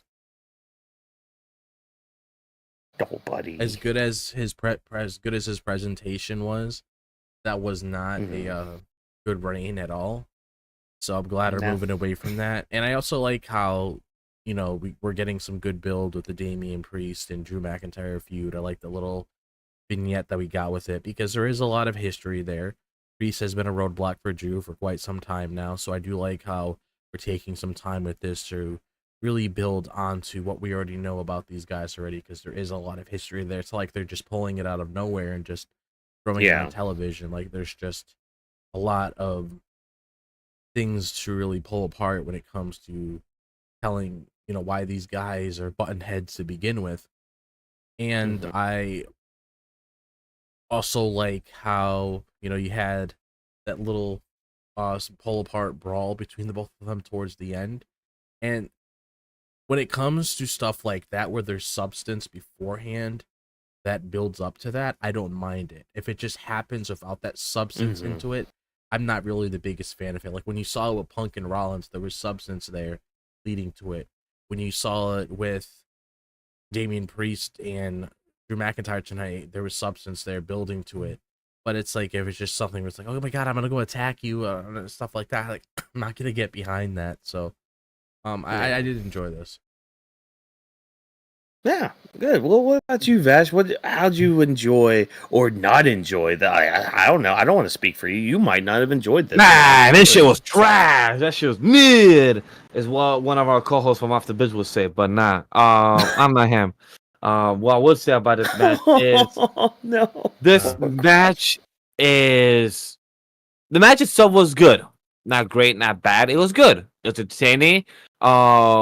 Damian Priest and Nakamura doing their thing. One, we haven't seen them before that I could recall, so it was nice to see these two going at it. When it comes to Drew McIntyre versus Damian Priest at WrestleMania, I'm looking forward to it because we have two main eventers that are going to be at WrestleMania without a title on the line. This is something that should be something, not saying normal, but this is something that's good to have, where big stars don't need to have a title on the line to have a good feud. You can have a story like we had, CM Punk and Drew McIntyre back before, for a feud that could be symbolic as a bracelet or about the hatred for each other. It depends which one you want, tomato, tomato. But when it comes to Damian Priest being the bad popcorn when it comes to Drew McIntyre losing during WrestleMania, cashing in at Money in the Bank, Clash of the Castle, having all these opportunities. I'm sorry, Drew, it's your fault. Damian Priest just success on opportunities. He did you a roll up in Elimination Chamber this past week? Yeah, but guess what? That one's also still on you. Because you got distracted trying to get for John Cena, and he got you the opportunity. This is a free for all. This is that you work with others. No, that work for others works for 10 seconds, and then you move on to fighting each other once again. So things happen. Damian Priest, he got you over. But I like the build up, the video package, the vignette was very good on building the characters and why Drew McIntyre feels the way they feel, and he feels like committed to the emotions to how he is, and trying to convince to the fans. So to me, the video package worked. The editor, they did their job to also be like, yeah, some people could agree, like, yeah, I see why. So be like, nah, you're still at fault. So you could pick and choose. I'm a Damian Priest side because I'm an opportunist. Hey, if you got an opportunity, you gotta take your chance. Yep. And I like the fight between Nakamura and Damian Priest. I do agree with Drop. He said it. Nakamura's title reign of the U.S. title was forgettable. It was more for a marketing scheme when he was in Japan and life happened that probably got twist and turn. He can't control it. But we're back on LA Night. Let's see where that goes back again. But for Nakamura, hopefully continues to be as, not main eventer, but still be in the spotlight because he's still good at what he does. The presentation is still good and with his entrances and everything. And he spoke his language. Damian Priest spoke his language, and our boy Nick Aldis doesn't know either. So he does what he does. Hey, he tried. I like what Sammy Zap wrote on Twitter. He said, "Does Nick Aldis ever come prepared for a show? Because it looks like he always makes his matches on the spot." Look, when you have a wife like Mickey James, you kind of get distracted a lot. So I don't mind it. So I just find it funny. Once I read Santi's tweet about that, I'm like, yeah, you're right. He does kind of make his events and matches on the spot. But I think that's a comedy of it. So like both shows are balanced in their own way. Where one's chaotic, one is planned. Nick Aldis is more chilling, or more tranquilito to my Spanish audience, more hang out. And when it comes to Raw, more chaotic, but more screaming by Adam Pearce. So I like the balance in that aspect. So I just wanted to bring that up. Okay, yeah, coolio. Well, we're gonna finish off our SmackDown talk. We've got some quick fire segments, just a couple tonight. So first of all, we had this Jade Cargill interview. Man, this So she basically explains that she doesn't need to ride anyone else's coattails. She can be successful on her own. She doesn't need to be a team with anybody and all that. But she was asked, how did she know that it was Naomi? And she says that she was hit from behind and she fell into the car. And as she faded out of consciousness, she saw Naomi running away from her. And to me, this kind of gives a little bit of an open thing, because it's like, okay, you may have seen Naomi run away, but you didn't see who actually attacked and pushed you. Like, Naomi could have been there and helped out, but who's to say she wasn't alone? And I mean, I'm gonna keep leaning towards it because they kind of keep dodging it too. I still think Bianca was involved in this in some way, shape, or form. Yeah, because that thing with Liv being in that promo segment, like that's been floating around a lot online recently when it came to her talking to Jade and Bianca about Jade potentially trying to take Bianca's spot and do things a lot better than her. And that could have rubbed off Bianca the wrong way, which would end up pushing her to do what she did towards Jade. So the fact that they threw it in there, it almost seems like, it's not that simple. It's not going to be like, okay, the Naomi thing, she attacked Jade and all that, and then that's that. Like, obviously they brought that up for a reason. She would have just said, oh yeah, it was Naomi that attacked me and all this happened. The fact that she said he got hit in the back of the head and then she was in a daze and then she saw Naomi running away. I mean, there's got to be more to that. And it's just really weird for me to even have Rhea bring it up in promo segments during their world title match at WrestleMania when it comes to that build of her, Io, and Bianca, where she's bringing up the stuff that's going on with Jade and Naomi. Like, they just keep throwing a whole bunch of stuff in there for a reason. And the end game is Jade and Bianca one of these days. So it's kind of like, you got to give us like a way to get there. It can't just be one of those things where it's like, oh my God, Naomi did all this bad shit, and then that's that, and then you never revisit that. Like, you got to give us a legitimate reason as to why these two girls are going to be feuding. So yeah, exactly. I did like that little wrinkle in there, because even with that reveal that we got last week, when Naomi admitted to what she did, she probably did take some part in it. But I did also notice one other thing where, like, she screamed Bianca's name before she got jaded. So it's like, you got to throw that in there as well. So that's why I feel like it's probably a group thing. Yep. Yeah. And it might be a thing where, like, maybe Bianca attacked her from behind and Naomi pushed her. Yeah. Because that's the other thing, too. Because, like, when you look at when Naomi, like... Because that's the thing. If they had both done it, then why wasn't it the case where Naomi tried to take Bianca down with her? Because then you run into that kind of plot hole too, where it's like, okay, well, if she did do it, then why didn't she drag Bianca with her? And I mean, if that was the case, Bianca would be, trying to tell lies or have an alibi and all that with it. So like, there's a plot hole here with it. And Vash, since you're back, do you sense the plot hole? Do you think you might know where the plot hole might be filled or how it might be filled? So when it comes to that, I said it on our SmackDown conversation. I said it exactly. I can't remember. I'm trying to find it, but I said it. This has a lot of plot holes. The way of one. First, I'm gonna give this props because that's somebody who works in production. One, I love the camera work in the production, the lighting, the angle. A few of the people on the internet was rude as hell, saying that it's nice to see Jade visiting AEW at a dead arena and everything. And I was like, God damn, people just find anything to say. And I need to chill with that. But I like what Jade did. The production value and narrative. Not that the nice stuff is out of the way. Walker's brought up great points, drop as well. This has a lot of plot holes within Jade's story. She said that somebody attacked her, she got pushed down, and when her eyes were closing, she saw Naomi running.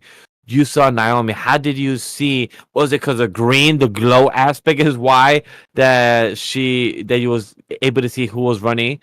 Did you say it by herself? Was somebody else? So I feel like a lot of plot points. I mean, sorry, not plot points. I'm talking about storyline here. A lot of plot holes was being left out, open to add more or open to a message.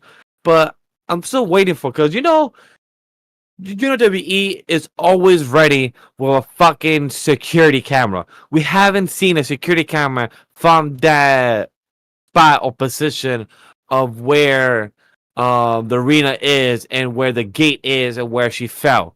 So we never saw what exactly happened. Maybe it's because they cannot show the footage because it was actually all like all production plan. So the car was already broken, so she had to just lay down there. So probably that's why. Who knows?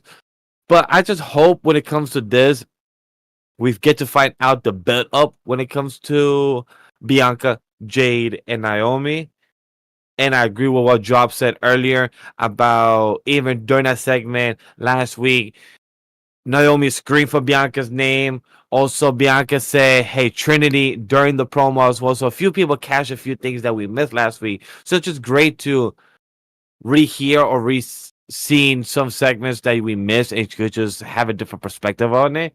When it comes to Liv Morgan gaslighting, I'm a bit confused on where's that gonna go, like the direction. Because cool, we have Liv and Jay next week. We're most likely gonna have Jade win or Naomi interrupt for them to have a DQ and is on hands on Naomi versus Jade, 2 weeks from now.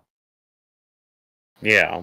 So we'll see how this match ends up next week as well, and maybe we'll get some more clues on if this is going to be a group thing or if it actually was Naomi by herself. So that'll be cool. That'll be neat.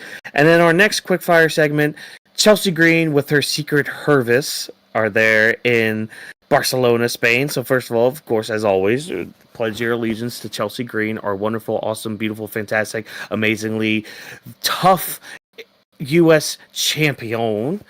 Is just chilling out in Spain. She doesn't have too much to do. She's got a busy week too. Like, she had her mom's wedding apparently in the UK. She had this going on in Spain. She has to go back to the States to put up her title on the line against Solruka, and then back over to Europe for more wonderful goodness in Italy. But her and her group are confronted by Zelina Vega, who wants a shot at the title, but unfortunately she has to go through Piper Niven next week in Italy. I'm glad we're getting another contender that's not Michin for the U.S. title. I'm assuming, and this is just me kind of wanting this, I'm hoping this is the Mania match for Chelsea Green. Yeah. Because I would like her to hold on to the title just that little bit longer, because this gimmick, I'm a fan of it. I like this whole group thing with the whole secret Hervis thing. Even without the title, even beyond it, I hope there's still a thing with it. Obviously change it up a little bit because she's not U.S. champion anymore. But, it'll be a great spot to give Zelina Vega her first singles title. That will be a great moment at WrestleMania. So that's kind of where I'm hoping where we're leading towards this. But what about you guys? Where do you think this is where we're going with the U.S. title here at Mania, or could it be something else? You said it perfectly. Zelina, I want her to get her match at WrestleMania. I want her to win. She's well deserved for that, and we know that's gonna happen soon. But I hope some type of DQ or something happens where the match don't get to finish or continue on in the next couple of weeks. Hopefully, we'll build it up the next 6 weeks. Have a hey, we gotta sign the contract next week. Have it like a whole secret service type of arena, type of ring, type of little storyline. Because Delina got a video package a couple of weeks ago. Her husband's gonna be joining in the next couple of weeks. So I feel like just having the build up more and more continue. And Chelsea, you do have a match next week, Tuesday. More build up for the next couple matches. Maybe we might see Zelina next week on NXT on ringside, just watching this match as well. So those are opportunities that we might see. But I'm on the same page. I can't add more to this because you hit the nail with the Pledge of Allegiance. The Hurt service is funny as hell. It kind of slips on the tongue. You can also say the Hurt Syndicate as well. The Hurt service, Hurt Syndicate. So it just falls off the tongue right there. Gonna come up there with 5 Jerrys to just move in.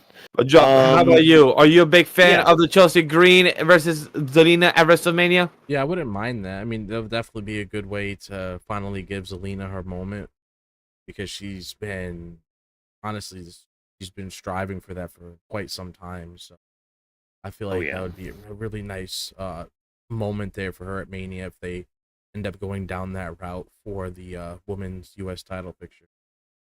Yeah, I would agree with that. And hey, ladies and gentlemen, boys and girls, and ignorant children of the aisles, instead of talking about Paul Heyman's little promo for 2K25, which is available everywhere you could play video games and all that, that was SmackDown. And also, instead of kind of giving our overall thoughts, because we kind of did that at the beginning of the show, I kind of want to ask this question, because I had this, I guess, epiphany as we were talking about everything. I want to ask you guys, has your mind changed on anything from tonight's show going into WrestleMania? So I guess, for example, for me, I had mentioned it during the show. The whole Gunther stuff going into his match with Jey Uso, like his character work and what could be coming from it, where we could be building for it. I kind of turned around a little bit more with it. I'm more on board with where we're going, story wise and character wise, with Gunther. And yeah, I'm more intrigued than anything for that. But I'll start with you, Vash. Did anything kind of change your mind going into Mania season after this week's SmackDown? I will say this: the one thing I'm excited about is not the Gunther or anything about this match. It's, the U.S. title for both LA Knight. We have Jimmy. We have Carmelo. We have I don't mind LA Knight and Fatu. They will cook up a good match if we get Fatu versus LA Knight at WrestleMania. Or if right now, next couple weeks we get LA Knight versus Tomatonga, they lose. Event we get LA Knight versus Solo, he lose, and then we get Fatu. That happens, I'm okay with. With Gunther and Jay, I've always been behind it. When it first started, one of Drop's content creators that we know of, JD from New York, he has spoken about it. I have seen the streams with Drop, and he has spoke in a good perspective about the Gunther and Jay match, and I have agreed very highly on his perspective about it. So that's why I'm right behind it since the beginning, because I heard some other content creator speak the same mindset, but also speak about my concerns. I had it, and once he gave his perspective, you know what, my concerns got lifted from that point of view. So that was very clear and very hopeful. When it came from the Cody doing his thing. One thing I noticed is that I don't know about you, Walker, because I know you and me feel the same way about commentary and about production. Joe and Wade was fucking fantastic on tonight's SmackDown. I don't know if it's if they have to do the show later, they're old, they get tired or something, low energy. But when it comes to the 3 p.m. EST, these gentlemen was on a much better wavelength, so I felt also the commentary was much better in the flow for tonight's SmackDown. I may be alone. I don't know, Walker, if you want to agree with me or disagree. But for them, it was still 8 o'clock, except for whatever jet lag, because over there in Spain, it was still about 8 o'clock. Yeah. So yeah, it was still that, but. It's just for refresher from their perspective. Our time zone was still earlier, but for them it was still 8 p.m. But it just felt like they was much better commentators in tonight's show when it comes to the past recent weeks, where sometimes it hit or miss in some of the segments. Part of that too could have just been the crowd, so they were just kind of feeding off of that, because Joe Tessitore is not really used to a crowd like that. Especially on commentary, because he had mentioned it too over commentary about the crowd, and it sounded like he was genuinely oh shit, okay, fine, neat. But over to you, Drop. Was there anything on tonight's SmackDown that kind of changed or altered your mind or perspective on any of these matches going into WrestleMania? Probably same with you when it comes to the whole Gunther thing, so hopefully they stick with that. Other than that, I feel like that's really the standout. Yeah. Yeah, pretty much. So, yeah, a little bit of a different thing to end our show with because again, we kind of started with our overall thoughts of SmackDown when we started talking about it tonight. But hey, we're done. We finished before the airing of SmackDown, so by the time you guys get to finish SmackDown, you guys get to watch the VOD of this when it goes up, because hey, it'll be up and ready hopefully a little bit after SmackDown goes off the air. So that'd be cool. Yeah, for those USA people that are watching a tape show, which is hilarious. While we were live right now, I saw online a few people commentating towards some of the tweets of WWE and Wrestle Roads and a few other sources, and a few people commented. I think they're old gents or something. They said, "Is this show being pre-taped?" And I'm like, "Okay, they must not be online a lot or something, or this must be a bot or something." There's no way for you to actually say this comment, say if it's pre-taped, but you guys are watching us talking about SmackDown, and you guys can always use the hashtag of Weebs of the Ring. You can always use the handle of Weebs of the Ring of all the handles on social media, TikTok, IG, Twitter. I'm not going to call it X. We also have Blue Sky, where we on all Weebs of the Ring, and you also see clips of the sidecast of Raw, NXT, the show, our podcast. We also have this Monday Night Raw that would be early show as well. Maybe Vash would be streaming by himself, or maybe with other guests. Who knows? So we appreciate for everyone watching and all the plugs. Yeah, because I have work during Raw, so I unfortunately will not be reacting to Raw like we have been doing for the past like month or two. So 'cause Yeah. it's been a lot of fun doing that, but yeah, none of that for the next 3 weeks, which I guess the energy will be saved for this show. But yeah, like Vash was saying, all the handles are right there. You can see them in the yellow part of the screen right there. You got Animal We Studio, the parent company. You got Drop This Box. You got Legendary Vash. You got Watkins MW, Weebs of the Ring as well. Those are our handles on a lot of our social media accounts. So be sure to follow us there. Talk to us. We love to chat with you as long as you keep it positive. Like don't be super negative Nancy's, or let's have a discussion back and forth. The discussions are fun, right? Not agendas, unless they're the Chelsea Green agenda. So that's that's great.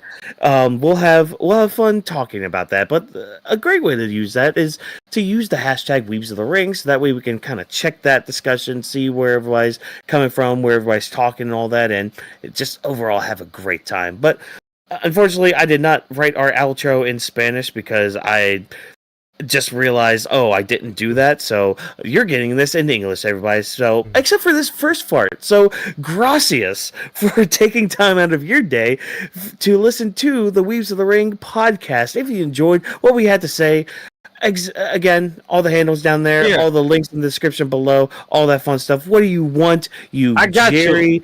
I'm gonna try from the top of my head. I'm gonna try. You do it. Gracias para ustedes por escuchar para nosotros de hablar de Weebs of the Ring para ese podcast. Y usted gustó ese show y usted escuchó de que Vash dijo que yo hice.